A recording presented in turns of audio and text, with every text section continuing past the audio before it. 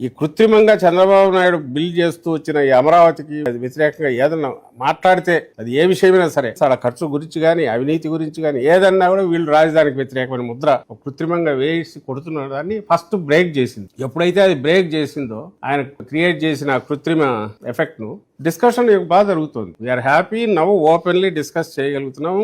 మేము కూడా ఇంత గట్టిగా చెప్పగలుగుతున్నాం, మీరు అడగగలుగుతున్నారు, బయట వాళ్ళు ప్రజలు కూడా దీని గురించి డిస్కస్ చేస్తున్నారు.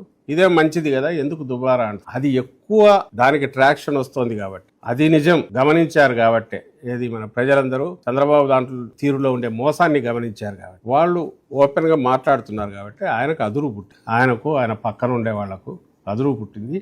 అది 4 రోజుల్లో మీరు గమనిస్తే కనపడతాను. అడ్డంగా పైత్యం పూనకం వచ్చినట్టు తిట్లు కానీ, నోటికొచ్చిన బూతులు మాట్లాడడం కానీ, వాళ్లకున్న టక్కుటమారా విద్యలని ప్రదర్శించడం కానీ, లేదా సన్నాయి పక్కన వాయిద్యాలు వాళ్ళందరినీ రెచ్చగొట్టి జగన్మోహన్ రెడ్డి గారిని, వైఎస్ఆర్సీపీ నాయకులను తిట్టించడం కానీ, కేసులు పెట్టడం కానీ, ఎందుకు ఉలిక్కిపడాలా? నిజంగా మేమన్న దాంట్లో సరైన ఇది లేకపోతే ఉలిక్కిపడడం ఎందుకు?